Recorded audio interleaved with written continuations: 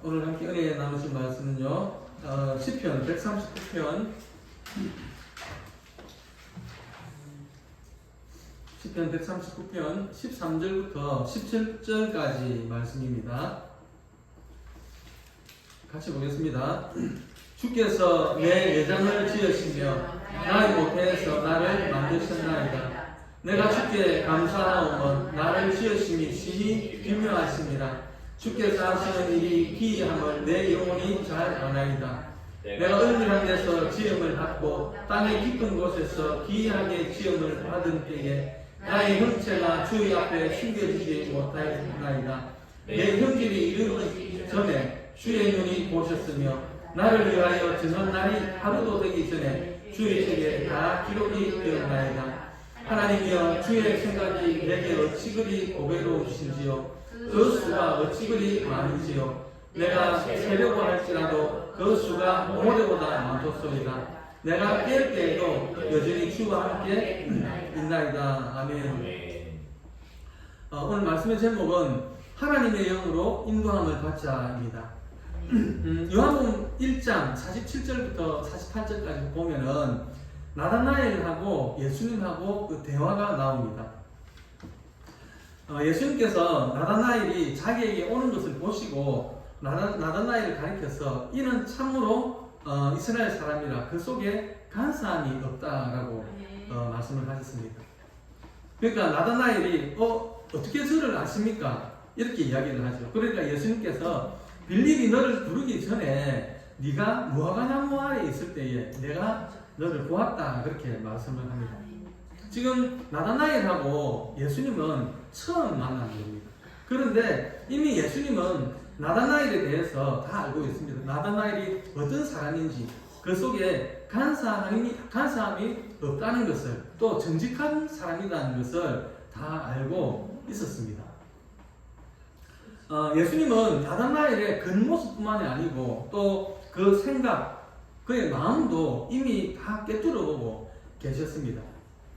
다윗 왕이 전쟁을 다 끝내고 평안하게 궁전에서 이렇게 지내고 있는데 하루는 문득 이런 생각을 합니다. 나를 이렇게 여기까지 인도하신 하나님은 아직 성막에 있는데 내만 이렇게 아주 좋은 궁에 편안하게 살고 있다라는 것을 깨닫게 되죠. 그래가지고 내가 하나님의 성전을 지어드려야 되겠다, 그런 생각을 하게 됩니다. 하나님은 다윗의 그 마음을 아시고 네 나라와 왕위를 영원히 견고하게 해주겠다라고 약속을 하십니다. 그래서 다윗도 나중에 그 아들 솔로몬에게 왕위를 물려줄 때에 그 솔로몬에게 이렇게 당부를 하지요. 역대상 28장 9절 말씀인데요. 같이 한번 보겠습니다. 내 아들 솔로몬아, 너는 내 아버지의 하나님을 알고 온전한 마음과 기쁜 뜻으로 섬길지어다. 여호와께서는 모든 마음을 감찰하사 모든 의도를 아시나니 네가 만일 그를 찾으면 만날 것이요 만일 네가 그를 버리면 그가 너를 영원히 버리시리라. 하나님은 우리의 심장과 폐부를 살피시는 분입니다. 또 우리가 행한 대로 갚으시는 분입니다. 그래서 예레미야 17장에 보면 10절에 보면 나 여호와는 심장을 살피며 폐부를 시험하고 각각 그의 행위와 그의 행실대로 보응하나니라고 했습니다. 그래서 우리는 다윗처럼 하나님을 기뻐하는 마음으로 살아야 되겠습니다. 시편 94편 9절에서 11절까지 말씀인데요. 같이 한번 보겠습니다. 귀를 지으시니가 듣지 아니하시랴, 눈을 만드시니가 보지 아니하시랴, 뭇 백성을 징벌하시는 이 곧 지식으로 사람을 교훈하시는 이가 징벌하지 아니하시랴. 여호와께서는 사람의 생각이 험함을 아시느니라. 이 말씀은요, 악인들의 그 행하는 죄를 하나님이 몰라서 그냥 무관심한 것처럼 이렇게 계신 것이 아니라 그 악인들이 회개하고 돌아오기를 기다리고 계신다라는 뜻을 담고 있습니다. 에덴 동산에서 아담과 하와가 쫓겨났죠. 쫓겨나가지고 가인과 아벨을 낳습니다. 가인은 농사하는 자가 되었고 아벨은 양을 치는 사람이 되었습니다. 세월이 흘러가지고 가인도 하나님 앞에 자기가 그 수확한 그 곡물을 가지고 예배를 드렸고 아벨도 자기의 첫 새끼, 양의 첫 새끼와 그 기름으로 예배를 드렸습니다.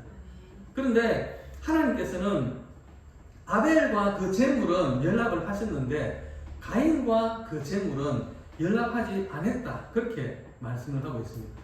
왜 가인의 제사는 하나님이 연락하지 않으셨을까요?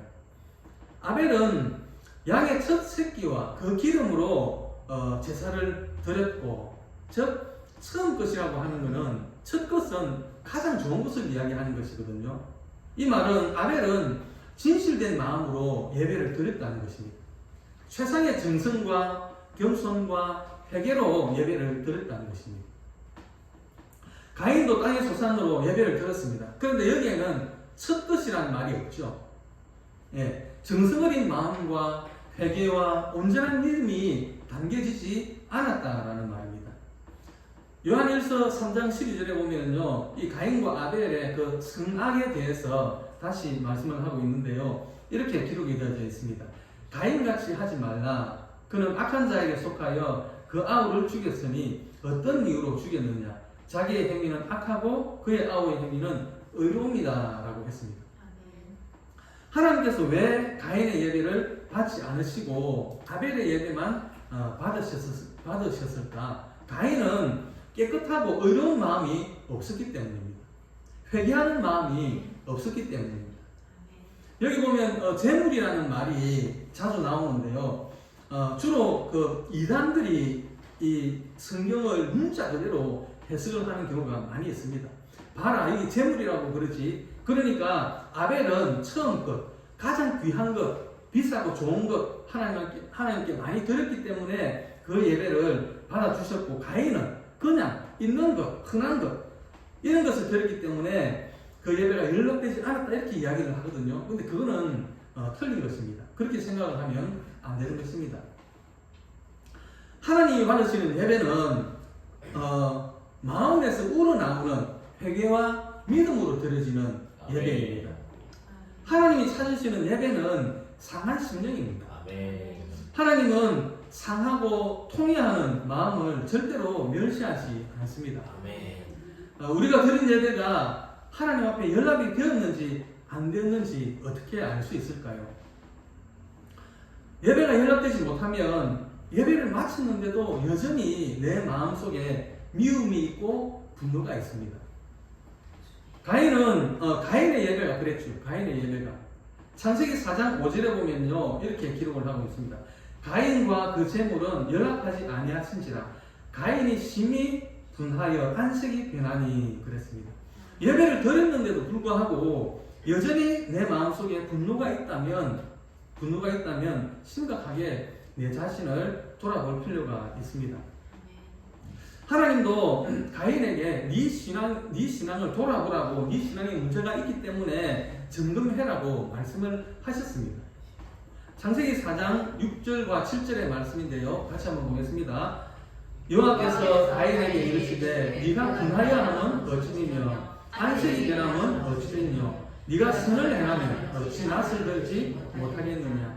선을 행치 아니하면 죄가 문에 엎드리느니라. 죄의 소문은 내게 있으나 너는 죄를 다스릴지니라. 이 말은 네가 예배를 드렸는데도 분하게 하는 것은 선한 믿음으로 드리지 않았기 때문이다라는 것입니다. 그래서 악한 생각과 행위를 회개하라는 하나님의 권고의 말씀입니다. 죄가 너를 원한다. 죄가 너를 원하지만 너는 죄에게 지지 말고 죄를 다스리라. 그렇게 하나님이 경고를 하셨습니다. 그런데 가인이 하나님의 그 경고를 무시하고 분한 마음을 삭히지 못하고 아벨을 죽이고 맙니다.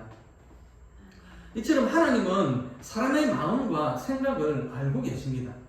그래서 사도 바울도 육신의 생각을 버리고 영의 생각을 가지라고 말씀을 하고 있습니다. 로마서 8장 5절에서 8절까지 말씀인데요. 같이 한번 보겠습니다. 육신을 쫓는 자는 육신의 일을, 영을 쫓는 자는 영의 일을 생각하나니 육신의 생각은 사망이요 영의 생각은 생명과 평안이니라. 육신의 생각은 하나님과 원수가 되나니 이는 하나님의 법에 불붙지 아니할 뿐 아니라 할 수도 없습니다. 육신에 있는 자들은 하나님을 기쁘시게 할 수 없느니라. 영의 생각을 가지려면 성령을 따라 살아야 합니다. 그래야 생명과 평안을 누리고 하나님을 기쁘시게 하는 복된 삶을 살아갈 수가 있습니다. 성령을 따라 산다는 것은 자기의 육체대로 하고 싶은 대로 하고 사는 것이 아닙니다. 하나님을 생각하고 하나님의 뜻을 따라서 사는 것을 말씀하는 것입니다. 육의 생각을 가지고 육체가 원하는 대로 사는 것은 하나님과 원수가 되는 것입니다. 자기 본성대로 육체의 본능대로 사는 것은 결국은 사망에 이르게 되는 것입니다. 바벨론의 포로로 끌려가가지고 바벨론의 포로로 끌려간 그 다니엘은 왕궁에서 최고의 환경들을 누릴 수가 있었고 그리고 산의 진미를 즐길 수가 있었습니다. 그런데 그 음식들이 우상 앞에 바쳐졌다가 나온 우상의 제물임을 알고는 육체의 생각을 버리고 성령의 인도하심을 따라서 사람으로 말미암아서 바벨론의 총리에 이르게 됩니다. 총리가 되고 총리가 되었습니다. 삼손은 조금 이거와는 좀 반대되는 삶을 살았죠. 이방 여인 드릴라에게 빠져가지고 육의 생각대로 살았습니다. 결국 두 눈이 뽑히고 짐승처럼 노예처럼 맷돌을 돌리는 신세로 전락을 하고 말았습니다. 우리는 항상 성령의 생각을 따라서 사는 삶이 되어야 합니다. 하나님을 기쁘시게 하는 여러분이 되시기를 주님의 이름으로 축원을 드립니다. 우리가 영의 생각으로 살려면 하나님의 말씀과 성령으로 충만해야 됩니다. 마태복음 12장 45절부터 보면 어떤 사람이 그릇된 생활을 이제 청산을 하고 끊어버리고 바르게 살려고 결심을 하죠. 그 순간에 그 속에 있던 악한 영이 나가버립니다. 그러나 문제는 그런 것들을 쫓아내버리고 영혼의 방을 비우고 나면은 그 방을 빈 채로 그냥 두면 안 된다는 것입니다. 하나님의 말씀으로 그 방을 채워야 한다는 것입니다. 열심히 말씀을 보고 기도를 하고 그래서 그 방을 하나님의 말씀으로 채워야 하는 것입니다. 그렇지 않고 그냥 빈 방으로 그렇게 방치해두면 나중에 나갔던 그 악한 영들이 저보다 더 고약한 영들을 데리고 들어와서 그 사람의 인생이 전보다 더 악화될 수가 있다는 것입니다. 마리아가 하나님의 은혜를 감사해서 값비싼 향유를 예수님의 발에 붓고 그 머리털로 그 발을 씻어드렸습니다. 그러자 그 집안에 향유 향기가 가득했습니다. 이를 본 그 가룟 유다가 가난한 자들을 생각하는 것처럼 이렇게 이야기를 합니다. 그것을 팔아서 가난한 자들에게 베풀면 얼마나 많은 사람들에게 도움을 줄 수 있겠느냐 그렇게 이야기를 하죠. 가룟 유다가 이렇게 말을 하는 것은 향유를 팔은 그 돈을 자기가 착복하고자 했던 것입니다. 가룟 유다는 3년 반이나 예수님을 따라다녔지만 진정한 회개가 없었습니다. 그 결과 그는 스승인 그 예수를 팔 생각을 하고 생각에 멈춘 게 아니고 그것을 행동으로 옮기게 됩니다. 하나님의 영으로 인도함을 받아서 살지 않고 육신의 생각으로 살게 되면 결국 멸망에 이르게 되는 것입니다. 십자가는 인류 구원을 위한 하나님의 뜻입니다. 예수께서 십자가 죽음을 말하셨을 때에 나는 내가 이제 십자가에 달려서 죽어야 되겠다라고 말씀을 했을 때에 베드로는 하나님의 일을 생각하지 못하고 사람의 일을 생각함으로 말미암아서 예수님으로부터 사탄이라는 소리까지 듣게 됩니다. 마태복음 16장 23절 말씀이죠. 같이 한번 보겠습니다. 예수께서 돌이키시며 베드로에게 이르시되 사탄아 내 뒤로 물러가라. 너는 나를 넘으시게 하는 자로다. 네가 하나님의 일을 생각지 아니하고 도리어 사람의 일을 생각하는도다 하시고 그러므로 예수를 믿는 우리는 성령으로 충만해서 항상 하나님의 일을 생각하며 살아야 하겠습니다. 하나님의 영으로 인도함을 받는 자가 하나님의 아들이고 하나님의 후사가 되는 것입니다. 로마서 8장 12절에서 17절까지 말씀인데요. 같이 한번 보겠습니다. 그러므로 형제들아 우리가 빚진 자로되 육신에게 져서 육신대로 살 것이 아니니라. 너희가 육신대로 살면 반드시 죽을 것이로되 영으로서 몸의 행실을 죽이면 살리니 무릇 하나님의 영으로 인도함을 받는 사람은 곧 하나님의 아들이라. 너희는 다시 무수하는 종의 영을 받지 아니하고 양자의 영을 받았으므로 우리가 아빠 아버지라고 부르시느니라. 성령의 신이 우리의 영과 더불어 우리가 하나님의 자녀인 것을 증언하시나니 자녀이면 또한 상속자 곧 하나님의 상속자요 그리스도와 함께 영광을 받기 위하여 고난도 함께 받아야 할 것입니다. 아멘.